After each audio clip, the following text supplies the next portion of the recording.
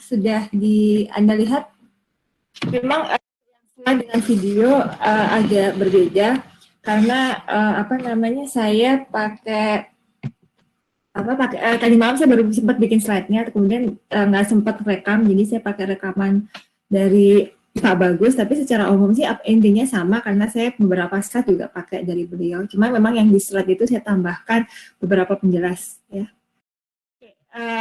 Sebelum kita mulai diskusi kita, mungkin ada yang mau ditanyakan dulu terkait dengan materi kita 2 minggu kemarin? Ada yang mendiskusikan? Atau sudah jelas semua? Bisa dimengerti ya? Oke. Ada pertanyaan dari materi yang kita sampaikan? Yang tadi pagi saya sampaikan? Sudah sempat dilihat? Belum, Bu. Ya udah. Maaf ya tadi malam kemalaman. Ya, Ibu. Kirain pagi-pagi subuh udah sempat pada lihat. Ngelihat yang lain dulu, Bu. Oke, baik. Hari ini sebenarnya kita melanjutkan tentang basic ya, dasar dari kita melakukan pengujian hipotesis. Nah, saya lihat sebenarnya pengujian hipotesis itu banyak dipakai nanti oleh teman-teman ya, Bapak Ibu sekalian, pada saat nanti melakukan penelitian atau pada saat Bapak Ibu membaca jurnal. Beberapa jurnal sekarang sudah berdasarkan pada penelitian yang bersifat kuantitatif. Mungkin sudah aspek modeling, tapi beberapa kita memang mulai dari basic supaya kita menyamakan persepsi dulu. Oke, kita mulai saja materi kita hari ini tentang parameter estimation ya. Jadi kita akan membahas materi berikutnya adalah mengenai parameter estimation dan confidence interval. Ini mungkin teman-teman sudah sering melihat tentang selang kepercayaan gitu ya, confidence interval atau confidence level. Nah, itu kita akan bahas hari ini. Nah, kita hari ini hanya untuk berbicara mengenai parameter estimation dan confidence interval for mean and proportion. Okay. Nah, kita mereview materi sebelumnya bahwa terkait dengan penelitian statistik ya, terkait dengan penelitian statistika, bukan penelitian ya, ilmu statistika. Apa itu ilmu statistika? Yaitu ilmu yang mempelajari rata dari populasi, kita ngambil sampling, kemudian kita ngambil contoh, dari contoh kita melakukan pendugaan terhadap populasi. Jadi bahasan materi kita hari ini sudah masuk ke dalam tahapan bagaimana kita dari sampel yang kita dapat, kita lakukan estimation ya, atau pendugaan terhadap populasi. Nah, di sini berarti kita butuh significant level atau confidence level atau tingkat kepercayaan ya, untuk mengatakan bahwa benar nggak dugaan yang kita lakukan. Jadi kita hari ini belajar mengenai inference statistics ya, statistika inferensia. Jadi dari contoh yang kita lakukan digunakan untuk menduga karakteristik dari populasi. Nah, review materi minggu lalu kita belajar mengenai distribution sampling. Kemarin sebenarnya dari materi Pak Aam kemarin untuk yang praktikum sebenarnya teman-teman sedang melakukan ini. Jadi kita anggap bahwa data yang kekumpul dari 32 orang tinggi badan ya, tinggi badan itu kemudian kemarin teman-teman ngambil sebanyak 25 kali, dari masing-masing 25 kali ini tinggi badannya diukur rataannya berapa ya. Harusnya nanti terakhir itu teman-teman semua akan dapat rata-rata ya, dari kemarin berapa ngambilnya, 13 sampel ya, rata-rata dari 13 sampel sebanyak 25 ya. Tadi kita punya distribusi sampling dari rataan. Nah, di sini katakan bahwa X rataan merupakan unbiased estimator bagi mu. Jadi X rataan ini merupakan penduga bias bagi mu. Ya, di sini X rataan adalah sample mean ya, atau rata-rata contoh, sedangkan mu itu adalah simbol untuk rata-rata populasi atau population mean. Nah, ini p-hat atau p duga merupakan unbiased estimator bagi proporsi. Ya. Nah, apa yang dimaksud dengan P2? Kemarin kan ada dua variabel yang kita amati. Variabel satu tinggi badan dan satu lagi adalah jenis kelamin. Nah, kalau kita buat berapa persentase dari 13 itu yang terambil adalah laki-laki, misalnya kita fokus pada laki-laki, berarti kita berbicara proportion of men, ya. Jadi kita berbicara tentang pendugaan proporsi bagi laki-laki, maka ini adalah kita sedang berbicara mengenai proporsi. Jadi kapan kita bicara tentang X bar, kapan kita bicara tentang P hat gitu ya, itu tergantung dari variabel yang kita amati. Kalau kita bicara proportion, berarti yang kita amati adalah P hat ini atau P3 ini. Ya. Jadi P hat ini merupakan simbol dari proporsi contoh, sedangkan P itu adalah dari proporsi pada populasi. Kemudian kita minggu lalu juga sudah mempelajari bahwa S kuadrat ini merupakan unbiased estimator bagi sigma. Ya, jadi S kuadrat ini adalah sampel varian dan ini sigma kuadrat ini adalah population varian. Nah, ini sudah kita pelajari di minggu lalu. Nah, terkait dengan ini kemarin juga minggu lalu kita belajar tentang distribusi sampling adalah jika contoh berasal dari populasi yang menyebar normal. Jadi berapapun ukuran sampelnya, maka X rataannya juga akan menyebar normal. Ya, ini review dari minggu lalu. Ya, pendekatan ini akan kita gunakan nanti pada saat kita berbicara terkait dengan parameter estimation. Nah ini, tapi kalau kita punya contoh populasi dari yang tidak menyebar normal, jadi ini misalkan sebarannya seperti ini, ya tidak normal. Maka sesuai dengan teorem central limit theorem atau dalam bahasa Indonesianya kita sebut dengan dalil limit pusat, maka ini rataannya akan menyebar mengikuti sebaran normal asal n-nya besar. Ya. Kemarin sudah sepakat di beberapa buku mengatakan n besar itu kalau n-nya lebih besar dari 30. Ya. Tapi kalau n-nya kecil, maka dia distribusinya tidak distribusi normal, tapi agak sedikit mendekati normal. Ya. Nah ini nanti yang membedakan kita pada saat kita melakukan pengujian hipotesis, apakah kita berhadapan dengan N kecil atau kita berhadapan dengan N yang besar. Ini penting nanti pengetahuan terkait ini. Dan sekarang terminologi, nanti pada saat kita bicara terminologi pengujian akan ada sedikit revisi di beberapa buku-buku terbaru. Nah, kita bicara tentang parameter estimation, tentang pendugaan parameter. Yang pertama, X bar, ya di sini kita punya X bar, dan P hat atau P2 ini, itu adalah point estimate, ya, penduga titik, point estimate. Penduga parameter menggunakan sebuah bilangan tunggal, jadi kita berbicara tentang point estimate di sini. Nah, tapi kadang kita tidak, kalau kita hanya berbicara point estimate, itu kurang bisa menjelaskan hasil, sehingga orang biasanya berbicara mengenai interval estimate atau penduga selang. Batas bawahnya berapa, batas atasnya berapa, itu yang orang sering sampaikan. Jadi kita menduga parameter dengan memberikan sebuah selang nilai. Nah, penduga selang atau interval estimate ini mengakomodasi ada variasi, ada keterbatasan dari pendugaan. Karena tentunya data ini, pendugaan yang kita lakukan pasti ada variasinya. Ya, kemarin kita pelajari di distribusi sampling, kalau saya punya kumpulan data rata-rata, maka rataannya juga akan mempunyai keragaman sendiri. Jadi akan mempunyai variasi dan ketidakpastian dari penduga. Nah, penduga selang dinyatakan dalam bentuk selang kepercayaan atau confidence interval. Di situ ada confidence interval. Berarti kalau kita bicara interval, berarti ada lower bound, ada upper bound, ada batas bawah dan batas atasnya. Nah ini seperti ini, kalau kita bicara ini adalah point estimate, maka ini adalah interval estimate. Kita punya pendugaan dari batas bawahnya, kemudian batas atasnya, inilah disebut dengan interval.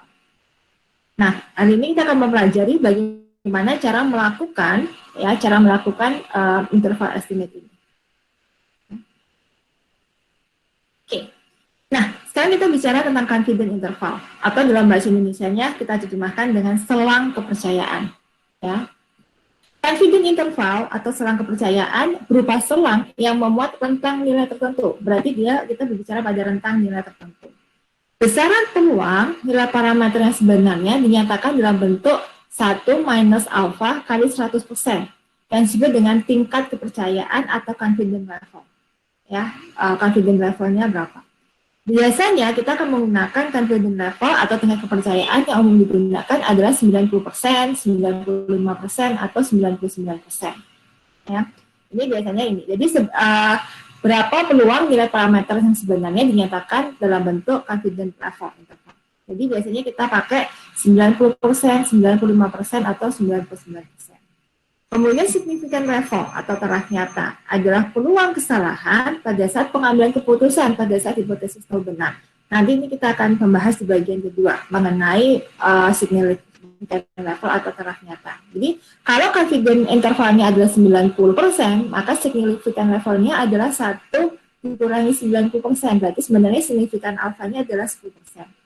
Kalau kita berbicara tentang 95%, berarti sebenarnya di sini, jadi kalau kita 10%, 90% ini, berarti ini alfanya adalah 10%. Yang di sini alfanya adalah 5%. Kalau yang di sini berarti alfanya itu adalah 1%. Ya. Jadi kenapa ketemu 90 itu karena 1 dikurangi 10%. Ya. Ini disebut dengan atau biasanya ini kita sebutnya 0,1, ini adalah 0,05, yang di sini adalah kita sebutnya 0,01. Ya. Nah, confidence interval ditentukan berdasarkan confidence level atau significant level. Jadi kita nyebutnya kalau kita menggunakan confidence level 19%, berarti significant levelnya 10%. Tapi kalau kita menggunakan confidence levelnya 95%, that means significant levelnya is 5%. Ya, jadi itu. Nah, bentuk umum pendugaan dari confidence intervalnya adalah point estimate plus minus reliability factor times standard error. Jadi minggu lalu kita sudah belajar standard error itu apa. Ini adalah keragaman dari statistik, ya, varian of statistik, dari suatu statistik. Jadi itu disebut dengan standard error, keragaman dari suatu statistik. Oke. Nah, ini ada suatu kasus misalkan, dalam suatu percobaan elektrolisis di laboratorium mengukur endapan tembaga copper precipitate, ya, dari tembaga sulfat, tembaga sulfat selama 30 menit. Di situ ada 30 mahasiswa yang mengikuti praktikum dan diperoleh rataannya adalah 0,145 dan simpangan bakunya adalah 0,0051 mol. Nah, ini dianggap sebagai sampel. Ya, kita anggap sebagai sampel. Karena sebenarnya pengukuran itu berbeda-beda. Nah, ini kita anggap sebagai sampel. Nah, kalau ini kita anggap sebagai sampel, maka ekstrataannya itu adalah 0,145. Ini adalah point estimate. Kemudian kita akan menghitung berapa confidence interval 90% bagi mu, dan tentukan confidence interval 95% bagi mu, dan tentukan confidence interval 99% bagi mu. Ya, jadi kita akan menghitung 3 ini. Bagaimana cara kita melakukan penghitungan ini? Nah, selain kepercayaan bagi mu itu kita bisa hitung jika populasi menyebar normal. Jadi kata kuncinya ada diasumsikan bahwa populasi menyebar normal, populasi tidak menyebar normal, tapi ukuran contohnya besar. Ya, ukuran contohnya besar. Nah, di beberapa literatur mengatakan bahwa ukuran contoh besar ini jika N-nya itu lebih besar dari sama dengan 30. Jadi kita menggunakan pendekatan yang ini. Maka selang kepercayaan 1 min alfa kali 100% bagi mu itu adalah X rataan minus Z alfa per 2 sigma per akar N kurang dari mu kurang dari X rataan plus Z alfa per 2 sigma per akar N. Ya, ini sudah tahu teman-teman. Ini pasti sudah tahu, N juga sudah tahu, X bar sudah tahu. Nah, apa itu nilai Z alfa per 2? Ya, Z alfa per 2 adalah nilai dari sebaran normal baku untuk peluang sebesar alfa per 2 di ekor kanannya. Ya. Jadi misalkan ini adalah sebaran normal, ya, ini adalah sebaran normal. Yang dimaksud dengan Z alfa per 2 berarti luasan di sebelah kanan ini, ya, luasan di sebelah kanan ini adalah alfa per 2. Ya. luasan di sebelah kanan adalah alfa per 2. Oke ya. Di sebelah kanan adalah alfa per 2.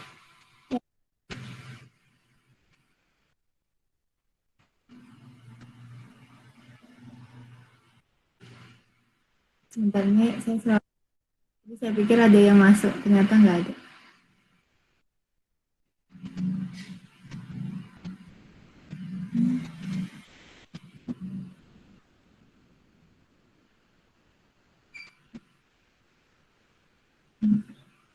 Ternyata masih yang ini ya, slide ini ya, bentar.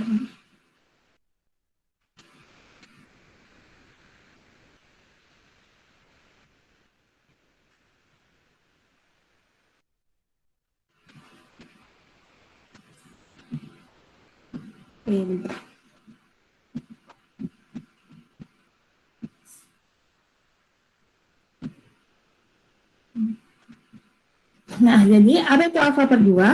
Jadi sebelah kanan ini adalah nilai alfa per 2. Mohon maaf, ini adalah nilai alfa per 2. Jadi bukan Z tapi alfa per 2.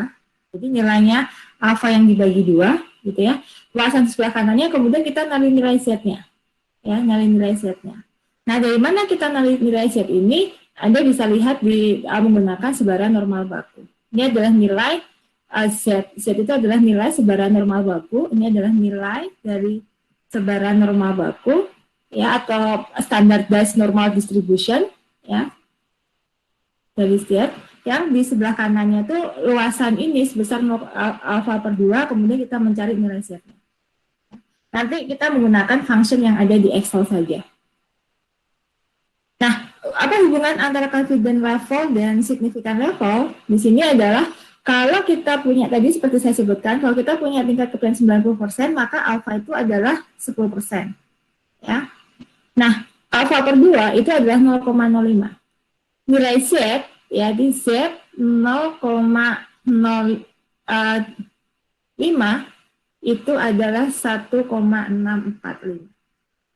Kemudian kalau 95% berarti alfanya 5%, alfa per 2-nya itu adalah 0,025. Berarti nilai Z 0,025 itu adalah 1,9.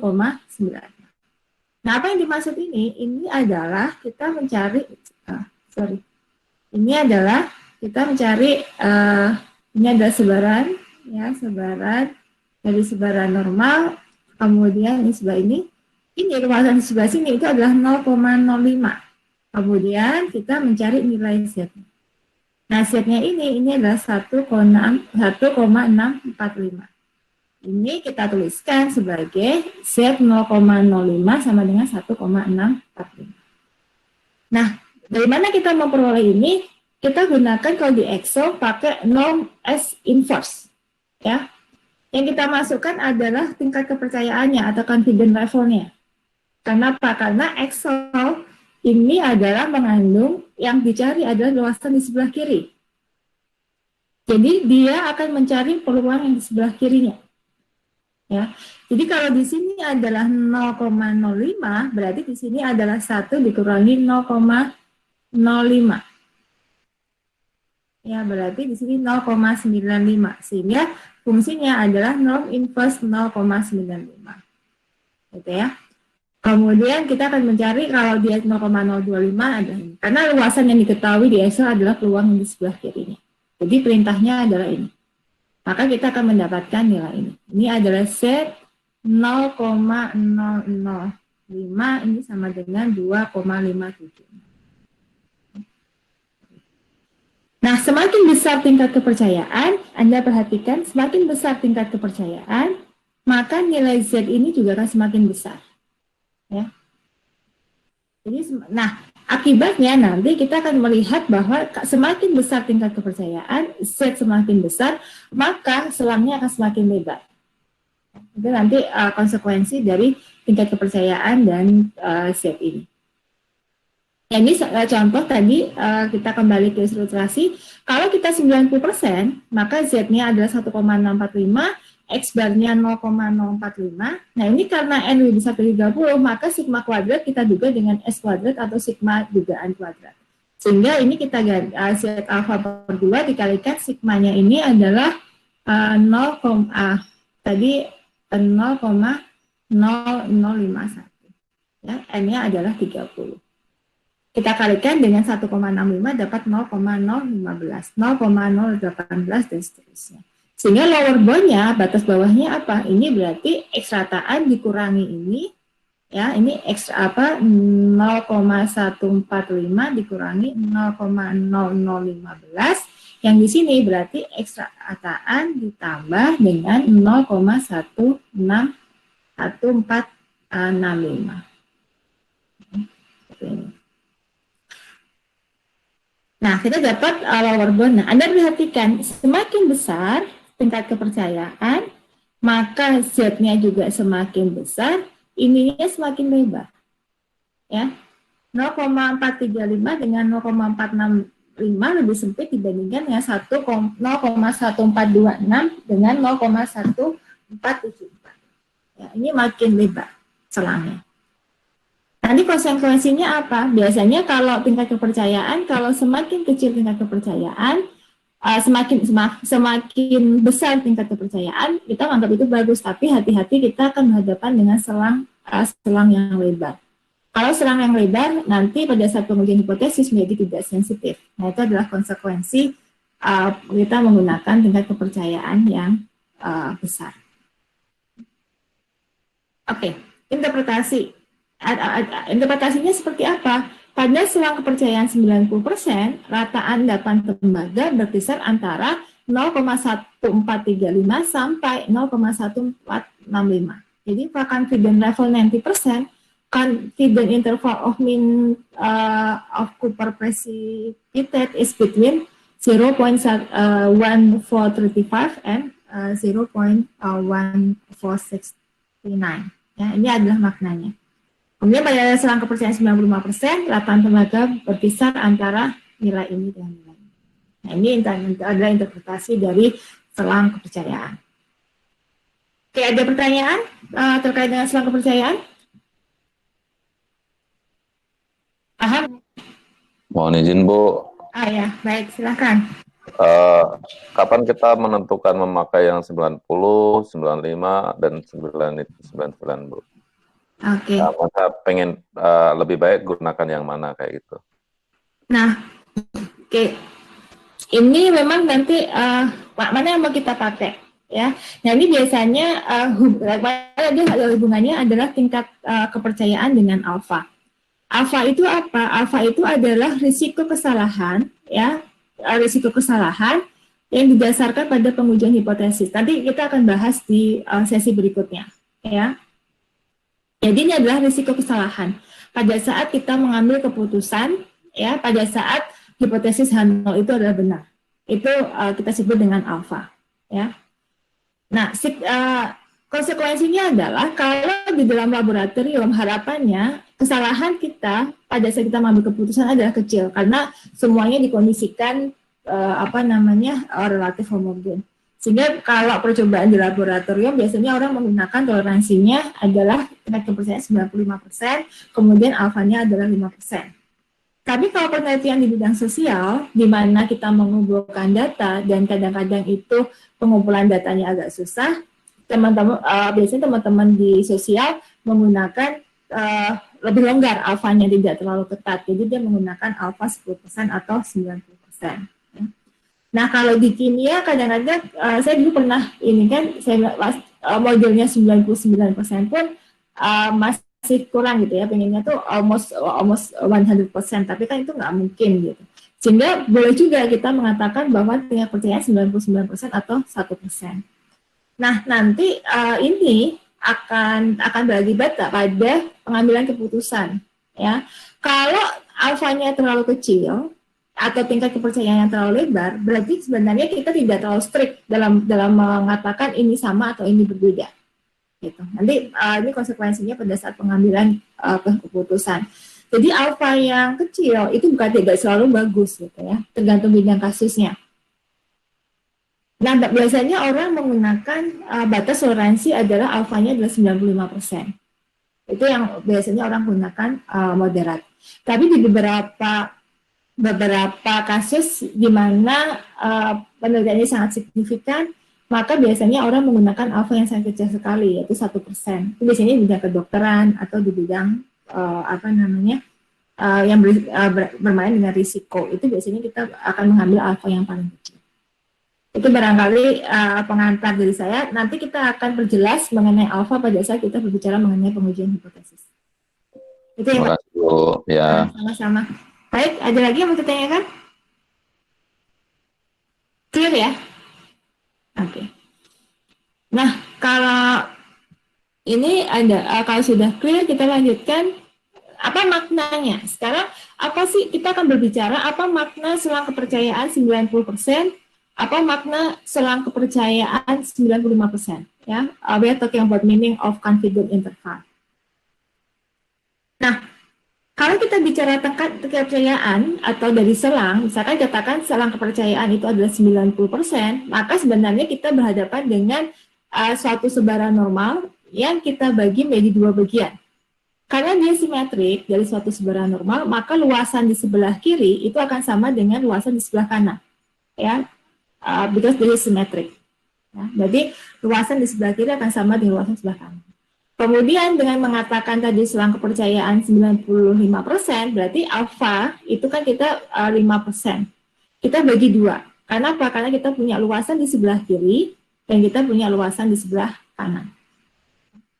Nah, misalkan ini adalah parameter mu-nya, ini parameter mu dari sebaran tadi, kemudian kita melakukan pengambilan sampel dan kita melakukan pendugaan selang. Ya, pendugaan selang. Kalau ini kita melakukan sebanyak 100 kali, kalau kita membuat 100 kali pengambilan sampel secara berulang, ya, mengambil 100 kali, maka kalau kita mengatakan selang kepercayaan 95%, maka hanya 5% yang selangnya itu berada tidak mencakup nilai mu-nya, seperti ini. Ya. Ini adalah kesalahan kita. Kenapa? Karena pada saat kita ini selang ini tidak mencakup pada nilai parameter mu. Nah, kalau dari 100 kali saya melakukan penarikan contoh secara berulang, maka kesalahan itu hanya 5 kali. Selang kepercayaan 95%. Kalau saya menggunakan selang kepercayaan 90%, artinya dari 100 kali kita melakukan penarikan contoh secara berulang, ya, maka ya alfanya adalah maka yang selang kepercayaan yang tidak mencakup nilai mu ini, ya, itu adalah sebesar 10%. Nah, itu adalah makna dari selang kepercayaan. Nah, ini sebagai gambaran, misalkan data berat badan itu menyebar normal, ya, dengan nilai mu, ini berat badannya adalah 160, ini tinggi badan ya, maaf, bukan berat badan. Kalau berat badan segitu semuanya pada kelas berat semua. Maaf, ini salah, tinggi badan, ya, tinggi badan menyebar normal dengan nilai mu-nya, ya, sekian, kemudian ragamnya adalah sekian, 68,60 dan sigma 8,28. Nah, kalau kita ambil N secara acak sebanyak 25, N-nya ukuran 25, dan kita ambil sebanyak 20, kemudian kita hitung selang kepercayaan bagi mu-nya masing-masing, maka kalau dari ini hanya satu selang, ya, hanya satu selang yang tidak mencakup nilai mu-nya. Sedangkan 19 selang lainnya adalah dia mencakup parameter mu-nya.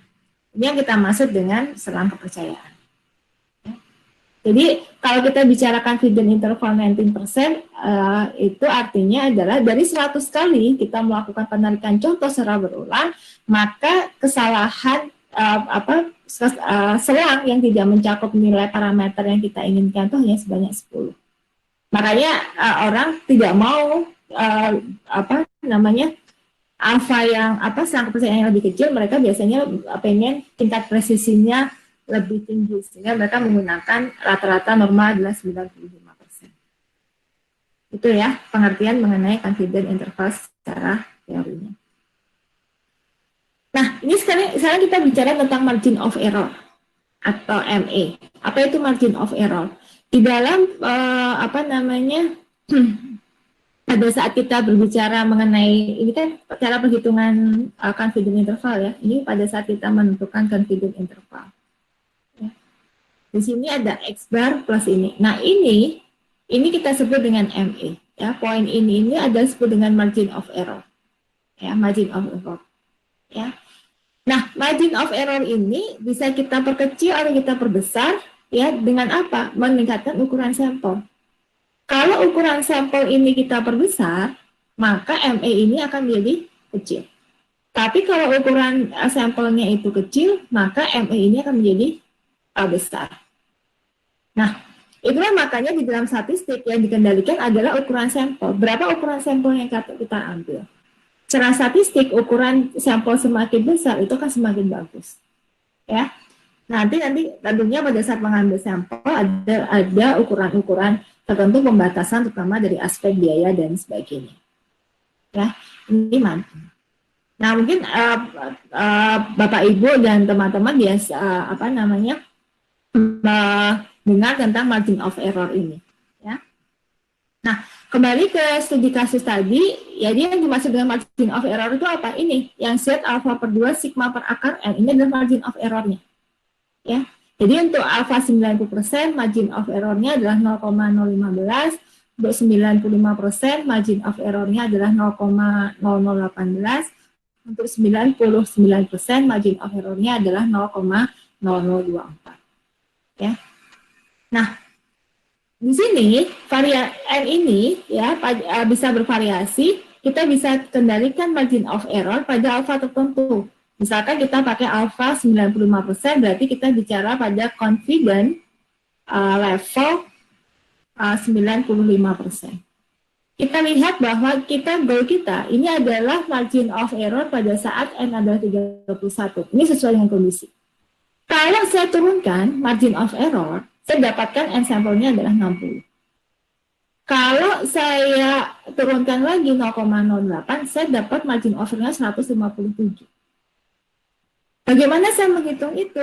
Ingat bahwa margin of error itu sama dengan Z alpha per 2 sigma per akar N. Sehingga kalau saya mau menghitung N, apa yang saya lakukan adalah Z alpha per 2 kuadrat sigma kuadrat dibagi dengan margin of error. Ya. Nah, ternyata ini hubungannya. Kalau margin of error itu semakin kecil, maka kita akan mendapatkan N yang semakin besar. Tapi kalau kita margin of error ini besar, maka kita akan dapatkan N semakin kecil. Kita lihat, di sini saya memperbesar margin of error saya, ya, dan saya akan dapatkan jumlah sampel yang semakin kecil. Nah, ini memang ukuran sampel akan menjadi sesuatu hal yang perlu didiskusikan dengan mempertimbangkan berapa margin of error yang Anda inginkan, keragaman datanya, dan pada tingkat kepercayaan berapa Anda akan mengambil sampel ini.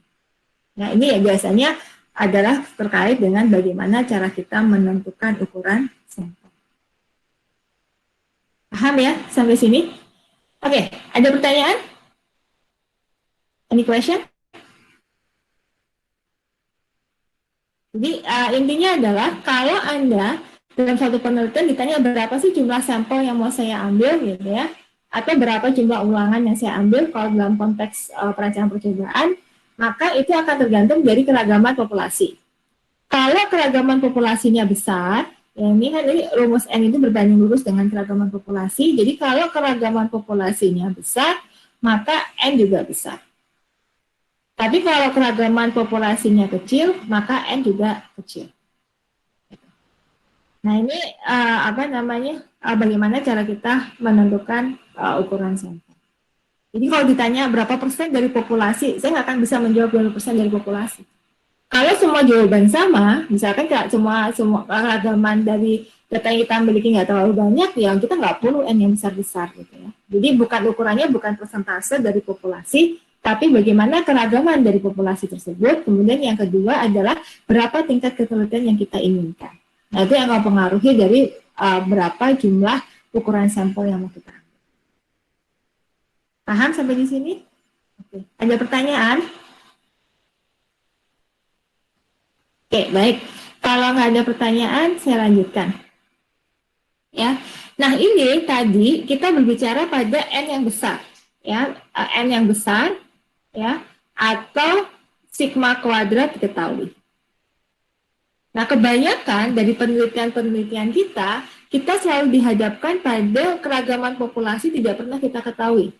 Kalau kita melakukan percobaan, ya, we do experiment, we never know about the variant of population. Kita tidak pernah tahu karakteristik dari ragam populasinya. Sehingga kita tidak bisa lagi menggunakan sebaran Z. Karena sebaran Z itu adalah sebaran normal baku, di mana kita tahu di parameternya ini.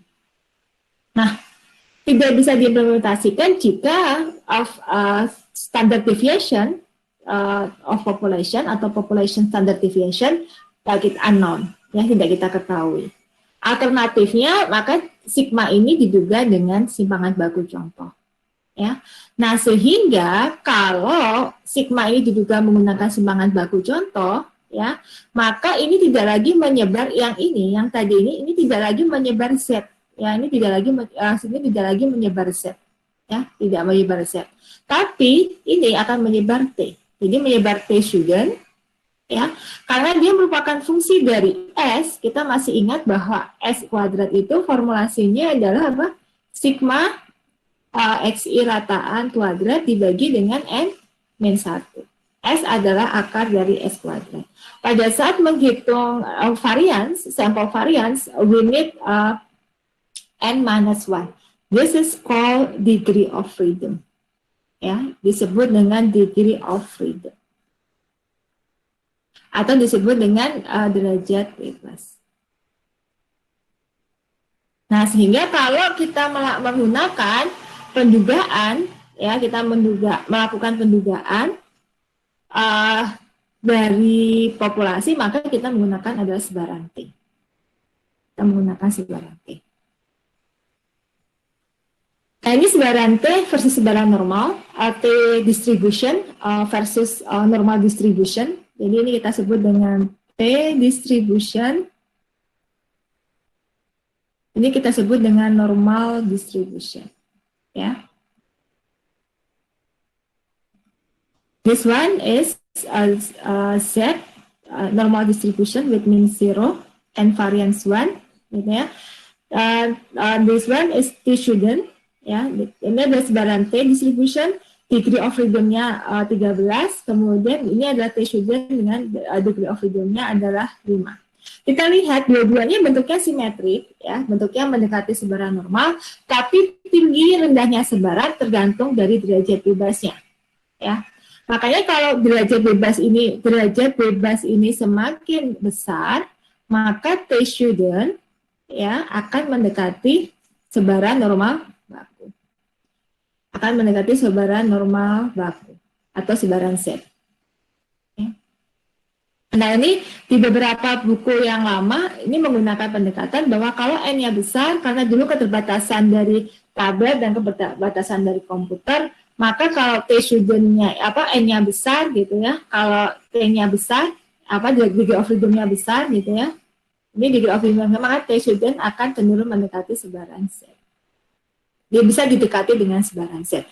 Tapi sekarang karena kemajuan komputasi dan komputer sudah tidak ada masalah, jadi berapapun ukuran N-nya bisa tetap menggunakan T student, ya, dengan dengan asumsi bahwa kita tidak pernah tahu ragam populasinya. Itu yang sekarang kita pakai. Karena Anda mau cari sebaran T student di Excel gitu ya, di Excel mau di berapa derajat bebas pun bisa. Kalau dulu karena pengajaran statistika dulu kan terbatas pada tabel, sehingga akhirnya jumlah N-nya terbatas. Tapi kalau sekarang tidak ada batasan terhadap jumlah N-nya berapa. Ya. Nah, kemudian bagaimana selang kepercayaannya bagi mu? Nah, tadi kalau di kalau di selang kepercayaan normal kita gunakan di sini statistik Z, kalau di sini adalah statistik T. Ya. Statistik T itu apa? T ini adalah kita lihat tabel T gitu ya, atau T distribution dengan derajat bebasnya N-1 dan alfanya tetap dibagi alfa per 2.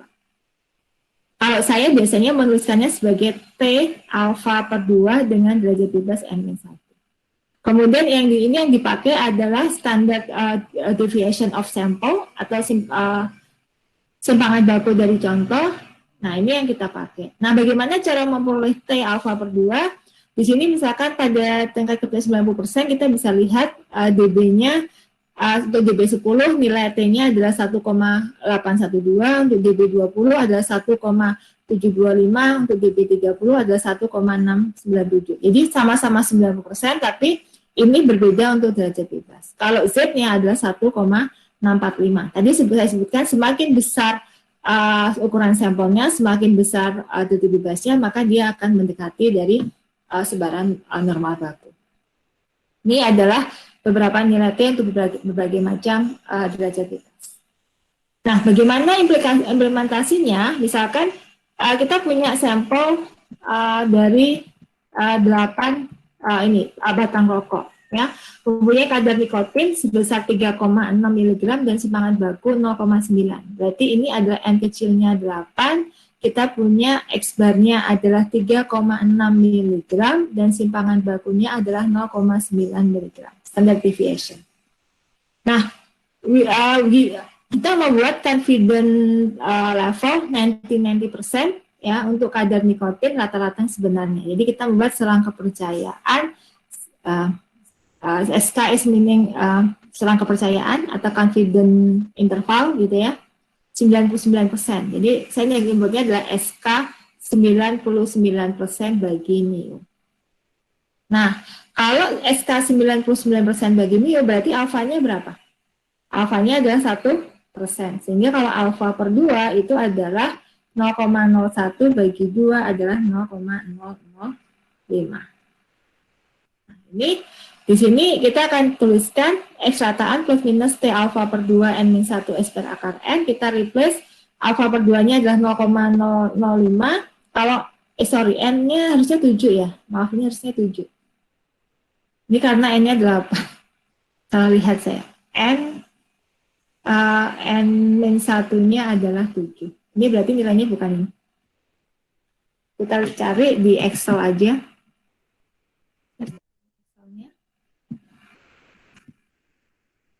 Saya buka Excel dulu.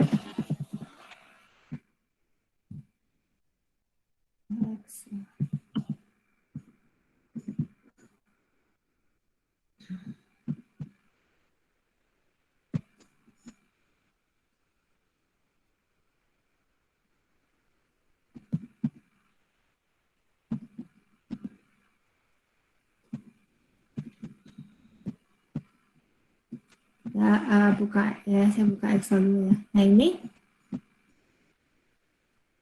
udah kelihatan ya Excelnya ya.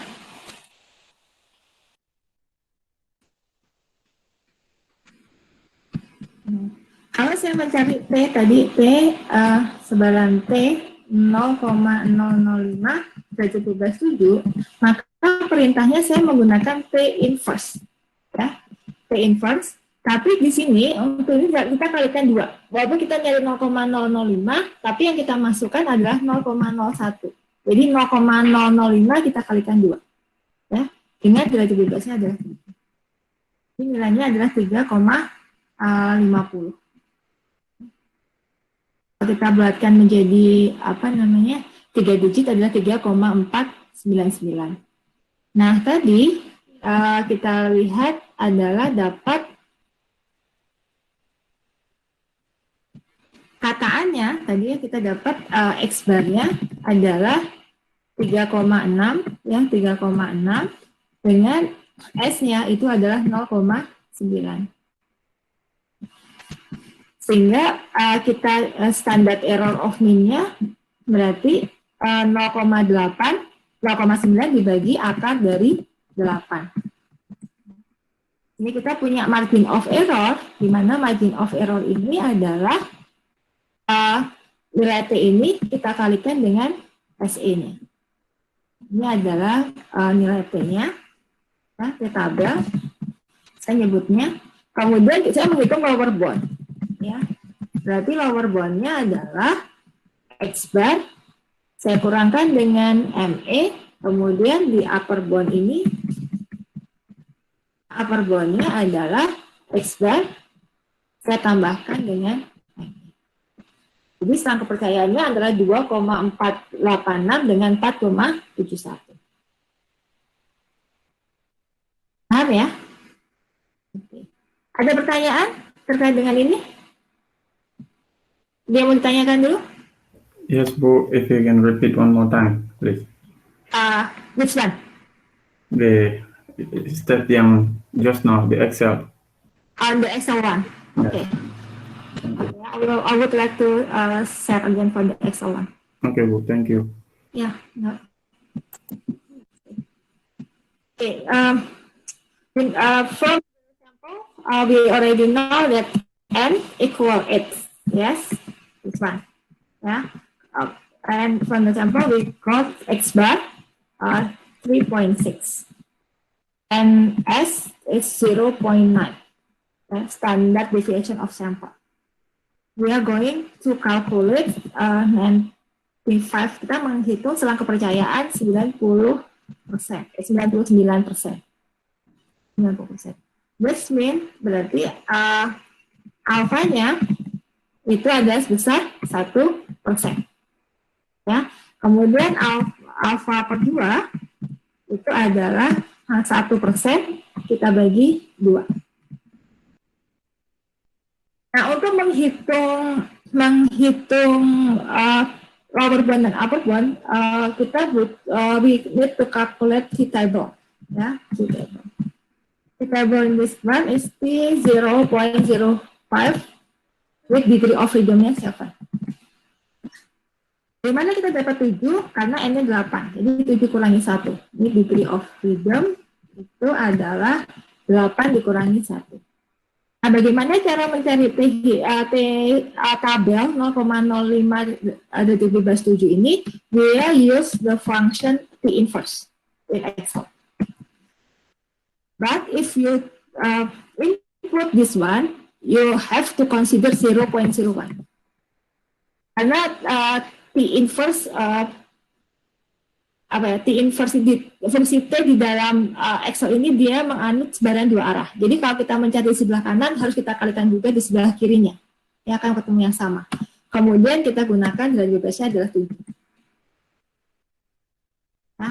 Nah, kita menghitung standar error. Apa itu standar error? Standar error adalah S dibagi dengan square root dari N. Ini berarti 0,9 dibagi dengan akar dari 8. Then we calculate margin of error. Apa itu margin of error? Margin of error adalah t-table, ya, t-table times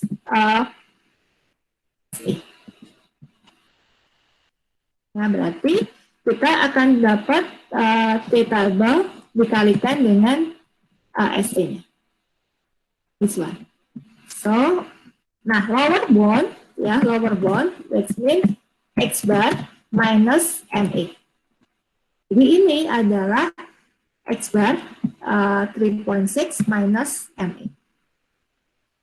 Ya. Then we calculate the upper bound. Upper bound means X bar plus MA. Ya. Jadi kita akan menghitung X bar-nya itu adalah 3,6 ditambah dengan 1. This one. So this the confidence interval 90% of me. Okay? Is it clear? Yeah, yes, thank you. Okay. Baik, ada lagi yang lain? Yang ini kan? Nah, kalau nggak ada, jelas ya semuanya ya. Nah, kita kemudian, ini adalah kita berbicara kasus rataan. Ya, kita berbicara tentang kasus rataan, di mana parameternya berupa parameter yang, data kita berupa data yang numerik. Ya. Tapi suatu kasus, kita kadang-kadang berbicara mengenai proportion. Misalkan kalau dalam kesehatan, kita mengidentifikasi ini masuk positif atau negatif, gitu ya. Ini kayak semacam COVID ini, misalkan kita melakukan uji rapid test.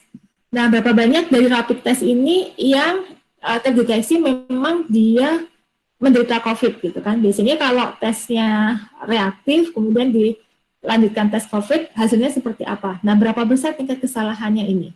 Berarti kita sedang berbicara mengenai proporsi.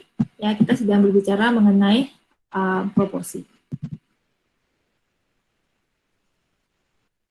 Nah, kita bicara data. Jadi fokus kita adalah proporsi atau proportions. There is difference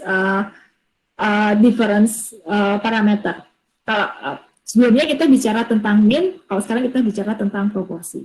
Ya, kalau contoh praktikum kemarin berarti kalau ada data laki-laki perempuan sebenarnya Pak Aam sudah menggambarkan tentang bagian dari proporsi. Berapa persen yang laki-laki atau kita memandang dari berapa persen yang perempuan.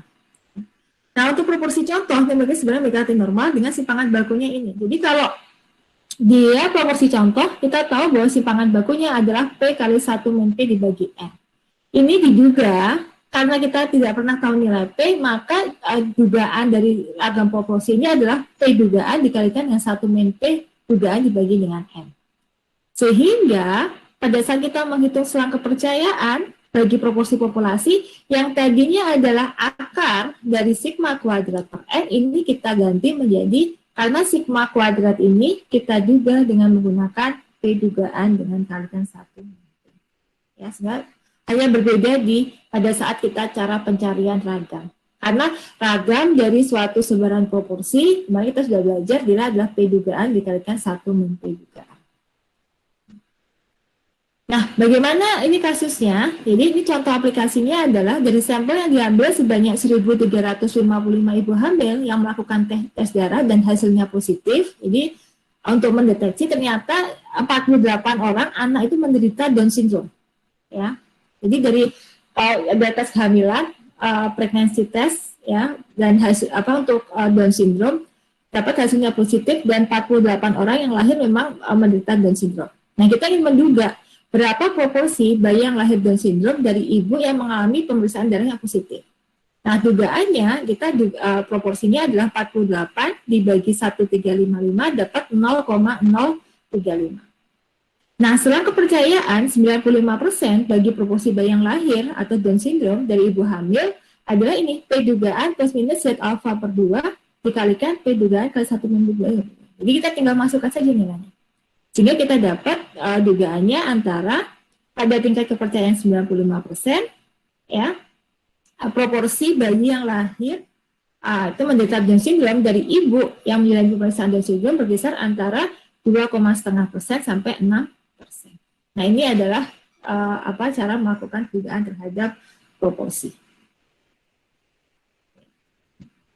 Itu materi tentang confidence interval. Ada pertanyaan? Jadi, kapan kita menggunakan mean dan kapan kita menggunakan proporsi? Ya, silahkan kalau ada pertanyaan. Bu Tami, saya mau tanya. Boleh. Ini di kasus yang teladan ini, yang kasus si bayi lahir ini, ini apa maksudnya? Inisiatif mengambil 95% ini bagaimana ya? Oh iya, itu terserah penelitinya sih mau ngambil angka. Tadi seperti pertanyaan, berapa yang mau kita ambil, apakah 95% atau 90% dan 99%. Tadi sama ya pertanyaannya.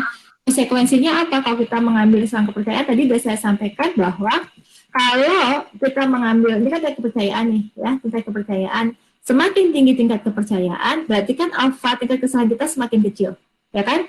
Konsekuensinya apa? Kita akan mendapatkan selang pendugaan yang semakin lebar. Itu saja.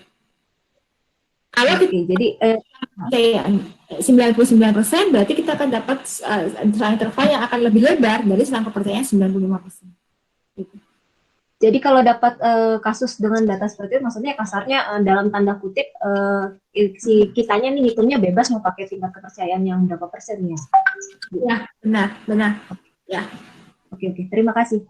Sama-sama.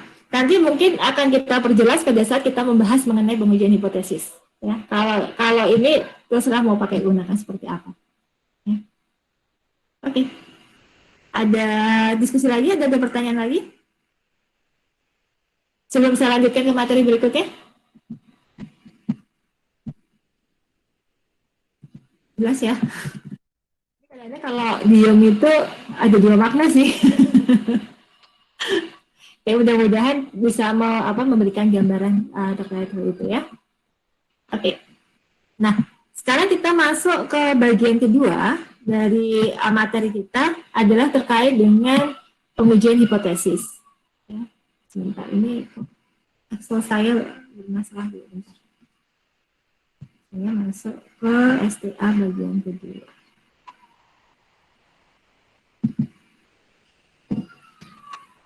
Nah, pengajuan hipotesis ini sebenarnya penting buat kita semua karena kalau Anda melakukan percobaan, ya melakukan percobaan itu dasarnya dari hypothesis testing atau pengujian hipotesis.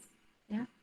Nah, ini mohon maaf saya belum tadi malam belum sempat menambahkan terminologi dalam bahasa Inggris, tapi nanti kita coba pada saat saya presentasi. Ya.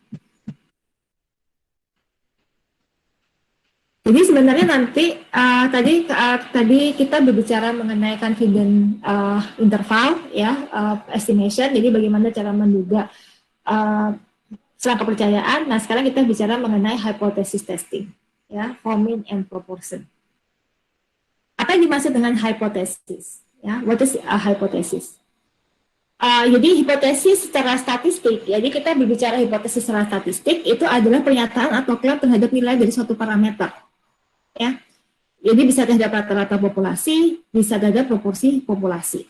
Ya, misalkan rata-rata pengeluaran internet per bulan seorang mahasiswa sebesar Rp150.000. Jadi ini adalah kita bicara mengenai rata-rata populasi, atau kita bicara tentang proporsi. Ya, jadi proporsi mahasiswa yang mengakses internet melalui internet rumahan sebesar 34%. Ya, kalau ini kita berbicara mengenai hipotesis statistik. Jadi biasanya kalau hubungannya dengan Anda, misalkan kita mengatakan bahwa kalau saya menumbuhkan, saya lihat misalnya pertumbuhan jamur pada media tertentu. Saya punya media tertentu, misalnya media A, katakanlah media A. Kita ingin tahu bahwa rata-rata pertumbuhan jamur di media A ini sekitar sekian koloni. Gitu. Nah, kemudian kalau proporsi adalah berapa tingkat persentase yang hidup, misalkan dari tanaman kita berapa persen persentase tanaman yang hidup untuk jenis ini di lahan yang lembab ada sekian persen. Nah, itu berarti kita fokusnya pada proporsi. Nah, seringkali Anda mengatakan bahwa ini adalah bahwa media A misalkan mampu meningkatkan pertumbuhan bakteri gitu ya, atau mampu menahan laju bakteri. Kita bisa bicara antibakterialnya. Nah, itu adalah hipotesis Anda. Nah, sekarang tinggal bagaimana dari hipotesis itu Anda sesuaikan dengan hipotesis statistik. Gitu. Kalau Anda mengatakan bahwa ini mampu memberikan daya tumbuh yang cukup bagus. Nah, sebenarnya kalau Anda bawa ke dalam hipotesis statistik, berarti Anda sudah menguji mungkin rata-ratanya. Ya, berarti rata-rata pertumbuhan jamur di media A ini lebih tinggi dibandingkan media yang lain. Jadi kita berbicara mengenai hipotesis statistik kalau kita sudah bawa itu ke dalam ranah rata-rata. Atau kalau Anda mengatakan bahwa tingkat persentase tanaman yang hidup pada media A itu lebih kecil daripada media B. Nah, berarti ada statistiknya, parameternya adalah proporsi. Jadi itu yang harus ada beda. Jadi dari bahasa hipotesis umum yang Anda gunakan, Anda tarik ke statistical hypothesis. Ya, jadi statistical hypothesis is about the parameter population. Kita klaim terhadap nilai parameter populasi. Ya, apakah we are talking about mean or we are talking about proportion. That is point of statistical hypothesis. Nah, di sini kita akan bermain dengan null hypothesis, atau kita sebut dengan H0, atau sebut dengan hipotesis null. Apa itu null hypothesis atau H0? Adalah pernyataan yang mengenai parameter populasi yang akan diuji. Ya, jadi memuat tanda equal, greater than or equal, less than or equal. Jadi selalu mengandung tanda persamaan, entah itu sama dengan, ya, tandanya sama dengan, atau lebih besar sama dengan, atau kurang dari sama dengan. Menyatakan status quo.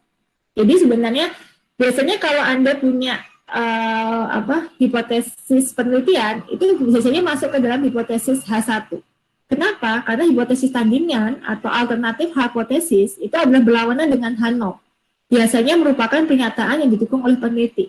Tadi sudah misalkan media A ini rata-rata pertumbuhan jamurnya di atas sekian satuan gitu ya.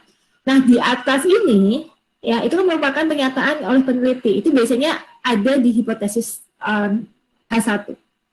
Nanti hipotesis 0 itu bersifat kebalikannya, ya bersifat sama dengan atau lebih besar sama dengan atau kurang dari sama dengan. Nanti tergantung, biasanya karena hipotesis penelitian adalah kita ingin melihat adanya perbedaan atau ada peningkatan atau ada penurunan.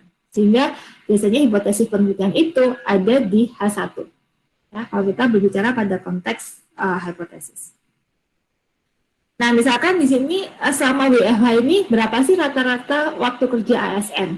Ya, secara normal rata-rata waktu kerja ASN itu harusnya 8 jam. Tapi sama kerja ini apakah benar sebesar 8 jam atau kurang dari 8 jam atau lebih dari 8 jam? Maka kita buat ini adalah H0-nya mu sama dengan 8, H1-nya adalah mu tidak sama dengan 8. Ya.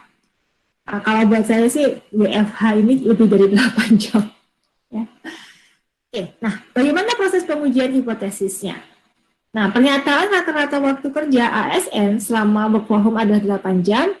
Ya ini maka kita ambil acak, kita ambil contoh acak, misalkan katakanlah didapat X-bar-nya adalah 6,5 gitu ya. Nah, seberapa mungkin rata-rata 6,5 ini terjadi jika benar bahwa mu sama dengan 8?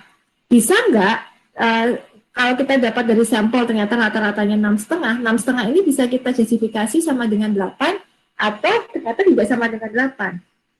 Ya. Maka pertanyaannya adalah bagaimana caranya kita menjustifikasi bahwa kalau dari sampel 6,5 ini kita bisa ambil kesimpulan bahwa rata-ratanya kita bisa anggap sebagai 8.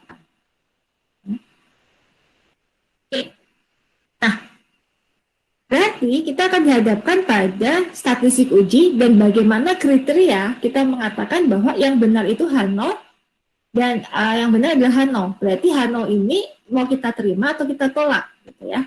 Nah, berarti kita memiliki alasan untuk menolak H0. Kriterianya seperti apa kalau kita menolak H0, gitu ya? Nah, kembali kita ke sebaran penarikan contoh dari X-bar, yaitu distribusi sampling of X-bar.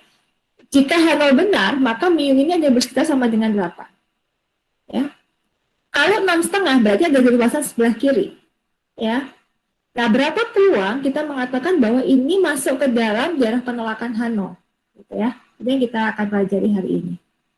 Nah, makanya kita butuh taraf nyata atau level of significance. Tadi yang saya sebutkan. Apa itu makna alfa? Ya, digunakan sebagai batas seberapa kecil kemungkinan rata-rata contoh jika H0 itu benar. Jadi alfa ini menentukan daerah penolakan. Daerah penolakan itu bahasa Inggrisnya apa ya? Check area. Daerah penolakan dari H0. Ya, daerah penolakan dari H0. Nah, alfa ambilnya 1%. Ini misalnya alfanya kita ambil adalah 1%, 5% atau 10%. Ditentukan awal oleh si peneliti. Jadi alfa itu adalah peneliti dari awal menentukan berapa alfa yang mau kita pakai. Tapi kenyataannya adalah biasanya dari awal aku sih pakai 5%. Ternyata begitu analisis data 5% nggak signifikan. Udah deh saya pakai alfa 10%. Itu yang biasa terjadi. Tapi seharusnya alfa ini ditentukan dari awal oleh si peneliti berapa yang mau dia ambil. Ya. Nah, ini merupakan titik kritis untuk pengujian hipotesis. Karena perbedaan alfa yang diambil akan mempengaruhi hasil kesimpulan. Ya. Yang akan mempengaruhi hasil kesimpulan. Ya. Yes, we are going to reject H0 or accept H0. We need kriteria. Ya. Nah, itu disebut dengan critical value. Nah, ini significant level and rejected area. Ya. Relationship, ya, kita berbicara relationship between alpha and rejected area.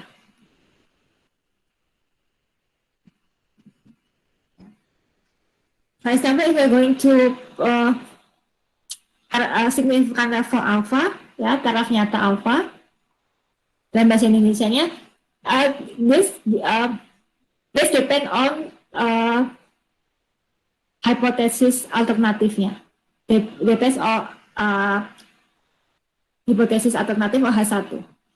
Jika hipotesis alternatifnya itu tidak sama dengan, maka daerah penolakannya adalah 2, di sebelah kiri dan di sebelah kanan. Karena ini sebesar alfa, maka ini adalah alfa per 2. Ya. Tapi kalau H1-nya itu lebih besar, tandanya ya lebih besar, maka luas daerah penolakannya itu adalah di sebelah kanan. Sebelah kanan.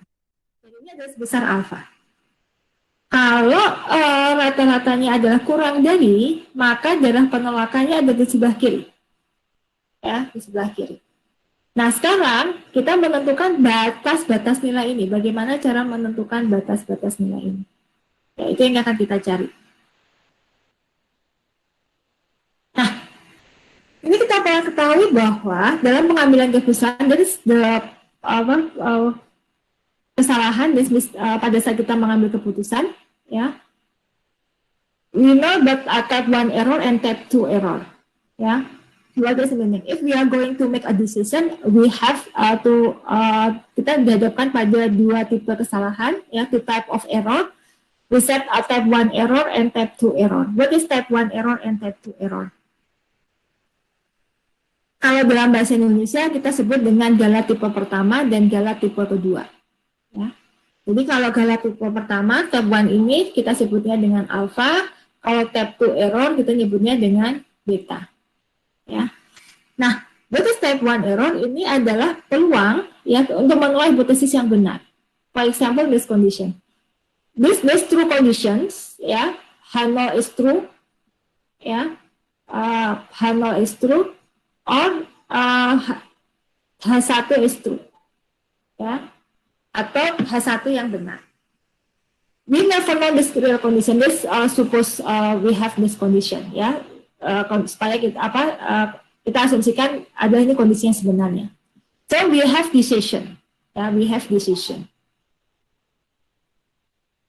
Accepted H0, not rejected H0, ya, we said that not rejected H0.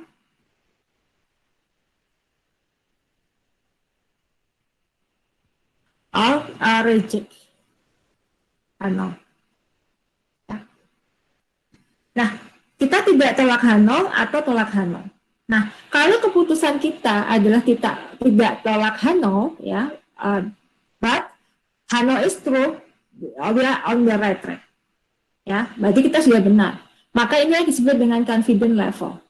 Confident level kita itu adalah merupakan keputusan kita adalah tidak menolak H0 dan kondisi H0 benar. Maka disebut confident level.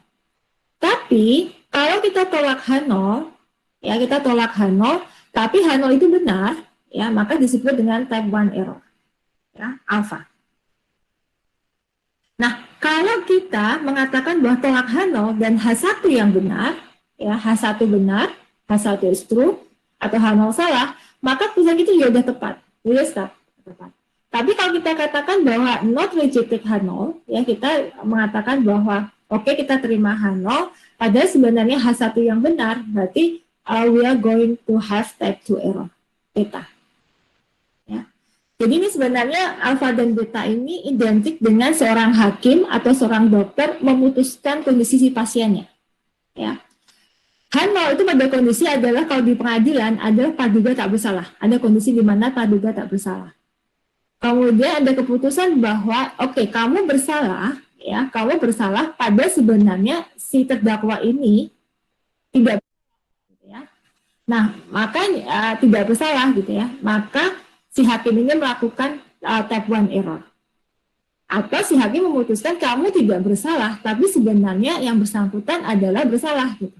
Maka itu adalah kesalahan kedua yang dibuat oleh hakim. Dan pada dasarnya, pada saat siap kita mengambil keputusan, kita selalu dihadapkan pada 2 tipe kesalahan ini, type 1 error dan type 2 error. Yang bisa dikendalikan oleh peneliti itu adalah alpha. Makanya alpha yang seringkali kita bicarakan, ya, type 1 error. This is the one that can control. Ya. Nah, hubungan antara alfa dan beta ini adalah kalau alfa ini besar, maka beta ini akan turun, ya, akan kecil. Alfa beta besar, maka beta akan turun. Atau kalau alfa ini kita perkecil, maka betanya besar. Makanya tadi ada pertanyaan, Bu, saya mau menggunakan confidence level 90%, 95% atau 99%. Ya, pada saat saya menjawab tadi, karena kita belum ada pengetahuan mengenai alfa dan beta, saya akan mengatakan bahwa konsekuensinya adalah kalau confidence level itu semakin membesar, ya, semakin besar, maka konsekuensinya alfa semakin kecil. Konsekuensi alfa semakin kecil, maka kita akan mendapatkan selang kepercayaan semakin lebar. Nah, kalau kita hubungkan dengan pengambilan keputusan, we connected to hypothesis testing. If we try to have a small as alpha, don't forget that we have another error, type 2 error. Kita memperkecil alfa, iya, tapi mau membesar peluang beta semakin besar. Ya, itu punya kesalahan yang lain, beta itu akan semakin besar. Makanya biasanya orang mengkompromikan berapa alfa dan beta supaya ini tidak terlalu besar. Makanya orang menggunakan level moderat adalah alfa pada saat alfa 5%. Gitu ya. Boleh nggak kalau saya menggunakan alfa 1%? Silahkan kalau Anda mau menggunakan alfa 1%. Tapi pada saat Anda memutuskan menggunakan alfa 1%, jangan lupa bahwa Anda punya kesalahan lain, beta. Ya. Beta ini akan jauh lebih besar dari yang Anda kondisikan. Nah, ini memang trade-off antara alfa dan beta. Makanya jangan pernah, seringkali kita menyesal mengambil suatu keputusan gitu ya. Ya, karena itu setiap keputusan yang kita ambil selalu ada risiko. Nah, kalau di dalam statistik risiko itu kita lakukan dengan type 1 error dan type 2. Nah, ini sangat penting sekali di dalam dunia medis. Karena di dalam medis ada sensitivity di situ. Nah, kesalahan misalkan dalam bidang perbankan juga ada namanya sensitivity. Jadi di situ adalah berapa kita memprediksi misalkan seseorang itu gagal bayar, misalkan kalau di perbankan ya, kita bilang bahwa kalau dia apply, maka kita selalu memperkecil peluang dia untuk gagal bayar. Ya. Jadi itu yang risiko dia gagal bayar itulah yang kita perkecilkan. Atau kalau di dalam kasus dokter, dia berusaha untuk meminimalkan ya salah diagnosis. Karena kalau salah diagnosisnya tinggi, itu akan bahaya buat si pasien. Jadi type 1 error dan type 2 error dalam aplikasinya itu bermain dengan sensitivity. Ya. Atau false negatif dan false positif. Misalkan seseorang dikatakan dia hamil padahal sebenarnya dia tidak hamil. Jadi type 1 error and type 2 error is related to false positif dan false negatif. Sebenarnya kalau teman-teman baca jurnal hubungannya ke arah situ. Ya. Oke. Sebelum saya lanjutkan, ada diskusi dulu atau pertanyaan terkait dengan alfa dan beta ini? Mudah-mudahan paham ya. Oke. Berat, Bu. Berat, ya memang sudah mulai berat pembahasannya. Tapi yang nggak apa-apa, karena nanti pada Anda akan analisis apapun, Anda pasti akan dihadapkan pada alfa berapa dan beta berapa. Ya. Nah, sekarang kita berbicara mengenai pengujian ya, sama pengujian hipotesis, hypothesis testing forming, ya, kita berbicara hypothesis forming. Ya. Hypothesis testing forming. Nah, ini digunakan ada dua uji, sama seperti kita gunakan uji Z dan uji T. Ya, sama persis pada saat kita tadi menghitung confidence interval. Ya, uji Z atau Z-test digunakan jika ragam atau simpangan populasi diketahui. Uji T digunakan jika population varian is unknown. Ya, ini adalah digunakan Z-test we use for the population variance is known, ya. Kalau di sini t-test adalah digunakan apabila population variance is unknown. Oke. Nah, ini statistik ujinya. Jadi kalau uji Z berarti Z hitung adalah X bar dikurangi mu 0. Mu 0 ini adalah nilai hipotesis pada saat di sini. Nilai hipotesisnya berapa? Sigma per akar N. Kalau uji T berarti sigma ini diganti dengan S. Ya. Nah, kemudian when we reject H0, ya, apa kita tolak H0? Tolak H0 atau reject H0, ya, ini digunakan apabila kalau dua arah, ini berarti Z hitung mutlak, you know this meaning, mutlak, absolute, this absolute, absolute value, meaning this absolute value, this all positive and negative become positive value. For example, minus 2, this become 2. Absolute 2 is about 2. Jadi nilai absolutnya. Ya. Jika lebih besar dari Z alpha per 2. Kalau dia lebih kecil, maka Z hitung ini lebih kecil dari minus Z alpha per 2. Kenapa? Karena tadi, kalau ini, ya karena tadi Z itu kita bentuknya simetrik, luasan di sebelah kanan, di sebelah kiri, ya maka kita, karena ini simetrik, maka kita hanya lihat nilai yang positifnya saja. Tapi kalau kurang dari, seperti ini, ya kurang dari, maka ini ada di sebelah kiri. Nah, kalau lebih dari, ya ini lebih dari, ini berarti di sebelah kanan. Ya, tadi kita cari Z alpha. Sama the same rules if we are going to use T. Sama kalau kita menggunakan uji T. Ya. But with only the statistic is different. This is we use a Z, this one we use T. Nah, tapi beberapa pengambilan kesimpulan, biasanya kalau output software, kita biasanya menggunakannya adalah berdasarkan pengujian hipotesis. Ya. Jadi kita bisa p-value. Apa itu p-value? Adalah peluang untuk membuat statistik uji lebih ekstrim daripada yang diperoleh pada jadi nilai peluang yang diperoleh dari data contoh. Ya, jika H0 itu benar. Maka p-value disebut dengan observed level of significance. Jadi kalau alpha itu adalah significant level, ya, significant level. Jadi yang kita tentukan dari awal berapa taraf signifikan yang mau kita ambil. Sedangkan p-value itu adalah observed level of significance. Jadi significant level yang kita peroleh dari data. Ya. Harapannya kalau kalau nilai p-value ini lebih kecil dari alpha, ya nilai p lebih kecil dari alpha, maka kita tolak H0. Nah, all output software, semua output software, they have up to value. So from the hypothesis testing, just compare the p-value to alpha. If p-value is small than alpha, then we call a reject H0. Otherwise, we accept H0. Ya. Ini adalah untuk terkait dengan p-value. Nah, bagaimana cara menghitung p-value? Itu adalah tergantung dari hipotesisnya. Ya, kalau hipotesisnya satu arah, maka peluang Z lebih besar dari Z hitungnya berdasarkan kondisi H0-nya. Nah, ini kemudian kalau kurang dari hipotesis H1-nya, ini mu kurang dari mu 0, di sini adalah H1-nya mu lebih besar dari mu 0, ya maka di sini juga mu, ini adalah kurang dari. Tapi kalau hipotesisnya adalah mu tidak sama dengan mu 0, maka ini adalah kita kalikan dengan 2. Kenapa 2? Karena di sebelah kanan sama dengan di sebelah kiri. Ini adalah cara penghitungan p-value-nya. Nah, ini adalah ilustrasi manajer SDM perusahaan memperkirakan bahwa rata-rata jam kerja pegawai saat WFH lebih dari 8 jam. Perusahaan ini menguji hal tersebut. Ya.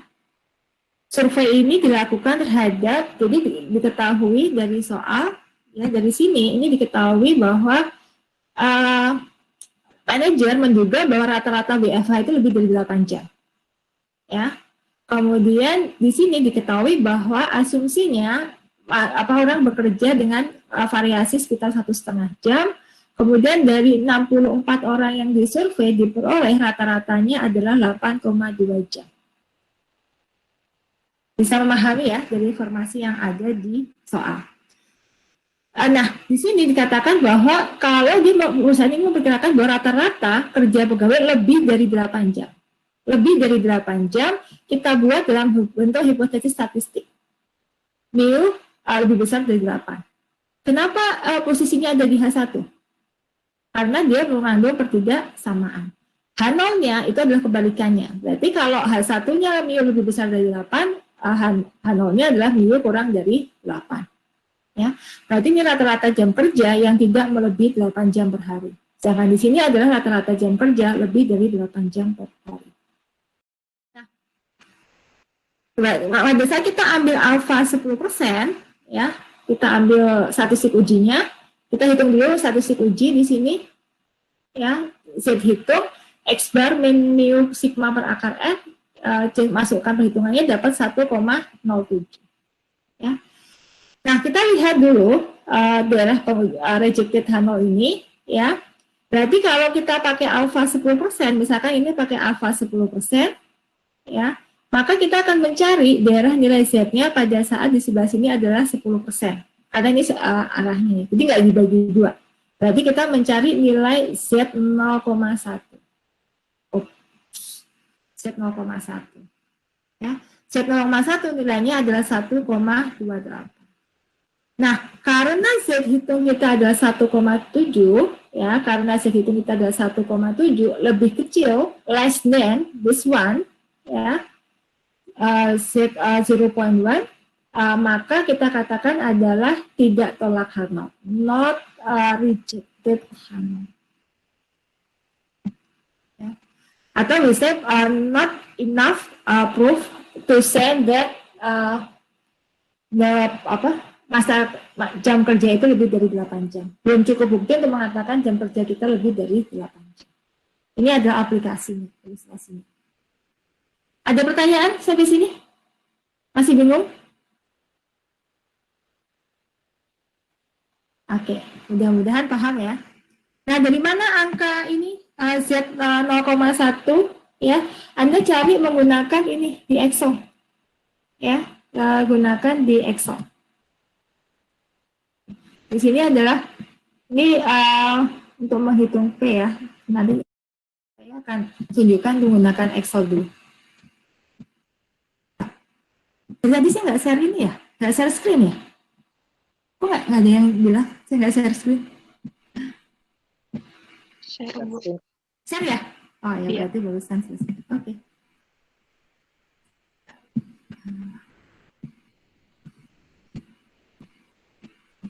Ini apa? Agak sensitif menurut saya. Belum kelihatan ya Excel-nya ya? Udah? Belum, Bu. Udah kelihatan? Belum, Bu. Belum ya? Dia masih. Google Meet saya nggak responding. Saya keluar dulu kali. What?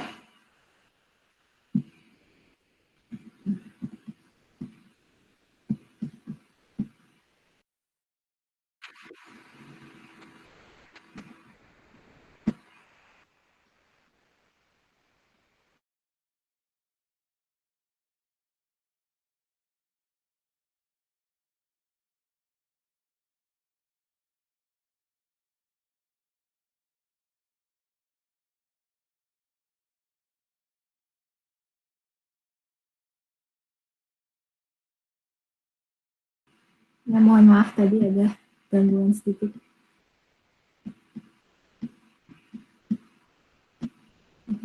Jadi sudah ya. Kalau Anda mencari nilai Z tadi, dapatkan tadi saya mencari apa ya? Oh, nilai Z. Jadi 0 seperti kemarin S inverse ya 0,9. Nah, ini adalah Z 0,01. Ya, nah, untuk mencari p-value tadi, kita dapat P-hitung kita tadi berapa ya? P-hitung Z-hitung adalah Z-hitung tadi kita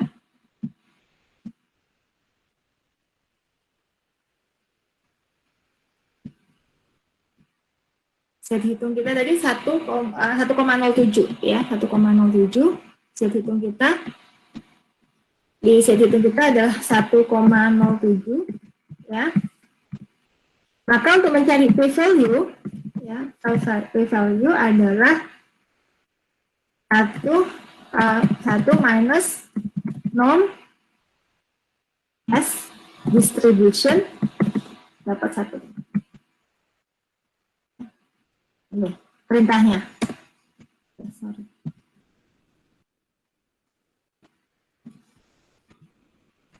Nah, ini 0,4. Jadi kalau saya pakai alpha 0,05 ya, berarti karena because p-value greater than 0,05 maka belum tidak tolakan.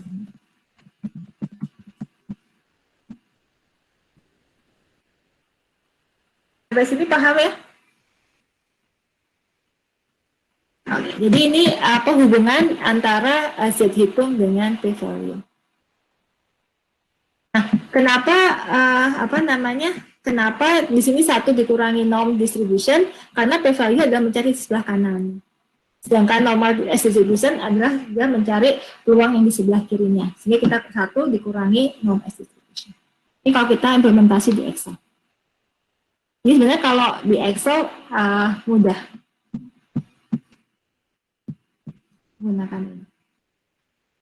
Paham ya? Bu, maaf mau tanya. Tadi itu alfanya bukannya 0,1 ya, Bu? Alfa, oh iya, alfanya 0,01. Ya, bentar. Kalau alfa sama aja sih, alfa di 0,05 atau alfanya 0,1. Oh iya. Itu kan offline saya itu alfa itu selalu 0,05. Jadi lupa aja. Oh iya, Bu. 0,1. Ya, sama aja. Mau alfanya 0,05 atau ya. Di sini alfanya adalah 0,1.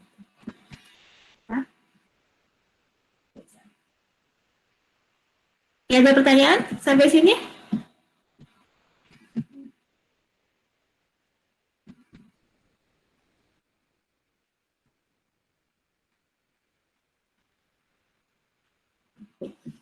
Kalau nggak ada, kita lanjutkan terakhir materi kita sama dengan tadi, tapi kita membicarakan adalah untuk uji yang proporsi.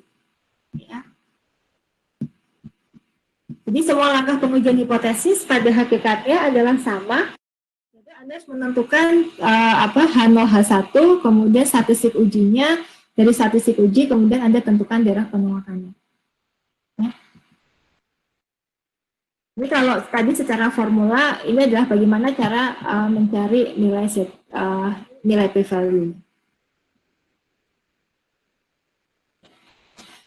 Nah, untuk pengujian proporsi tadi karena sama dengan pada saat kita mencari estimate, maka kita menggunakan nilai Z hitung. Ya, nilai Z hitungnya. Jadi P dugaan dikurangi P0. Tapi yang digunakan adalah ragam pada saat hipotesis H0-nya. Di sini adalah ragam pada saat hipotesis H0. Ya. Tolak H0 jika Z hitungnya lebih besar dari Z alpha per 2, ini tolak H0 jika Z hitung kurang dari minus Z alpha per 2. Ya. Jadi ini sama persis, cuman Z hitungnya saja yang berbeda. Ya, kalau dia pengujian terhadap proporsi. Nah, di sini asumsi untuk uji proporsi ini adalah N-nya besar. Ya, N-nya besar. Nah, berapa ukuran N besar? Ini ada rule of thumb-nya apabila N dikali P dugaan kali 1 min P dugaan lebih dari 9. Jadi kalau Anda hitung dulu, N kali P dugaan kali 1 min P dugaan, kalau lebih besar dari 9, maka Anda silakan gunakan sebaran set. Nah, bagaimana kalau ini kurang dari 9? Nah, nanti kita ada satu pertemuan tersendiri untuk membicarakan jika ukuran sampelnya adalah kecil. Ya, nanti pertemuan ke-7, kita akan membahas itu. Nah, ini uji dari proporsi tes. Jadi misalkan ada perusahaan marketing mengklaim bahwa dia menerima.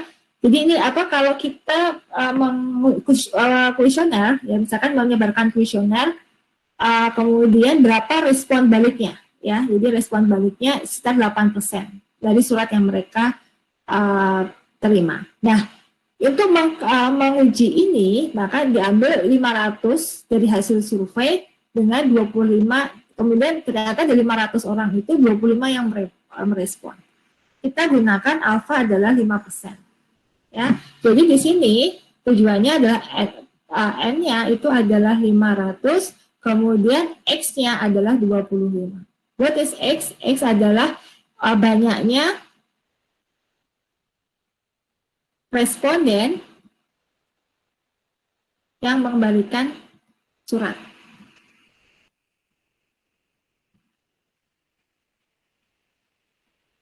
Ya. Nah, P dugaan itu kita lihat adalah X per N.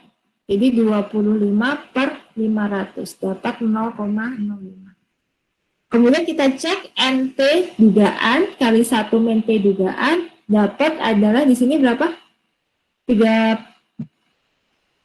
Dapat 23,75. Berarti lebih dari 9. Berarti pendekatan yang kita gunakan adalah uji Z. Ya. Nah, bagaimana cara mengujinya? Ini, kita uji apakah proporsinya sebesar 8% atau tidak sama dengan 8%. Kita gunakan alfa 0,05, kemudian ini Z-testnya. Jadi P dugaan kita masukkan 0,05, kemudian P0 ini adalah hipotesis pada saat ini. 0. Jadi 0,05 dikurangi 0,8, nah akar gunakan adalah posisi pada saat P0. 0,08, 1 dikurangi 0,08 dibagi jumlah N-nya. Minus 2,47. Ya. Nah, karena ini tidak sama dengan gitu ya, dan N-nya cukup besar, maka kita tahu bahwa Z 0,025 itu adalah 1,9. Ya. Sehingga kita lihat di sini adalah kriterianya didapat minus 2,47. Minus 2,47 itu adalah lebih kecil dari minus 0,196. This the rejected area. Sehingga keputusan kita adalah tolak Hanol. Tolak Hanol mengatakan bahwa cukup bukti bahwa sebenarnya tingkat pengembalian tidak sebesar 8%. Ini keputusannya.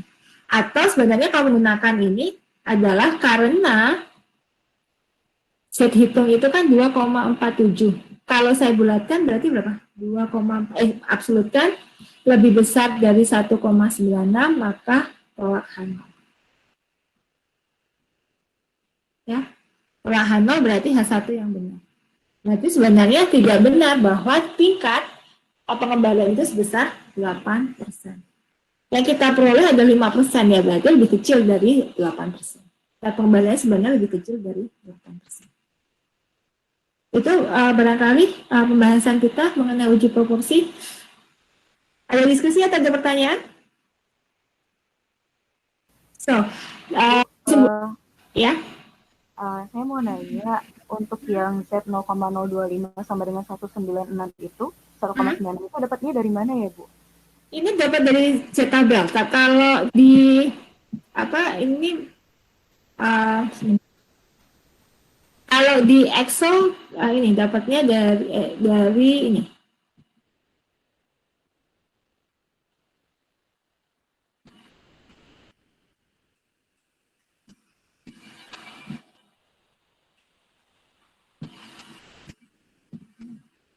Kalau pakai dapatkan tadi Z 0,025, kita dapatnya 0 ya, S inverse adalah 1 minus 0,025. Jadi 1 kebalikan. 1,9. Ini kita pakai pakai 0 S inverse. 1 minus 0,025. Paham ya, Mbak ya? Iya, Bu. Makasih, Bu. Sama-sama. Ada pertanyaan sampai sini? Nah, tadi kita dapat hitung kita itu kan adalah minus 2,47. Ya. Nah, berapa p-value-nya? Minus. Nah, 2,47. Berarti p-value-nya seperti apa? Karena tadi hipotesisnya dua arah, ya berarti 2 kali 0 ya S distribution langsung kalikan ini. Jadi P-value-nya adalah 0,0135. Kalau kita menggunakan alfa 0,05, maka karena ya P-value ini lebih kecil dari 0,05, maka kita katakan tolak atau rated Hanov.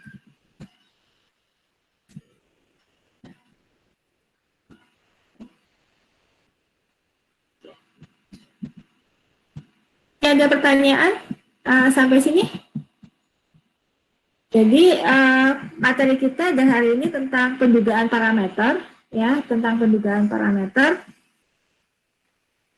Kesimpulannya adalah yang pertama, untuk melakukan pendugaan parameter, Anda silahkan perhatikan konsentrasinya, ya, apakah konsentrasi pada proporsi atau pada min. Jadi uji hari ini adalah perhatikan parameter yang dilakukan, parameternya apakah sedang pada mu atau pada proporsi, ya. Kemudian untuk langkah-langkah pengujian hipotesis, ini adalah yang perlu kita perhatikan. Summary dari yang kita lakukan adalah yang pertama adalah tentukan H0 dan H1-nya. Kemudian yang kedua adalah tentukan alfa.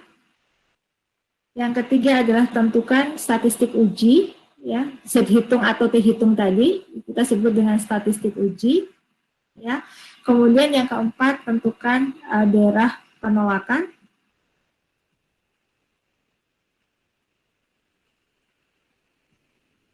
Penolakan dari H0, kemudian yang kelima kita pengambilan kesimpulan. Nah, di sini yang perlu Anda perhatikan adalah pertimbangkan bahwa kalau kita bicara confidence level, ya, confidence, tulisan saya mudah-mudahan itu baca ya, level, ya, ini adalah 1 min alpha kali 100%, kemudian kita punya significant of level, atau taraf nyata, ya, ini kita sebut dengan alpha, kemudian kita punya confidence interval.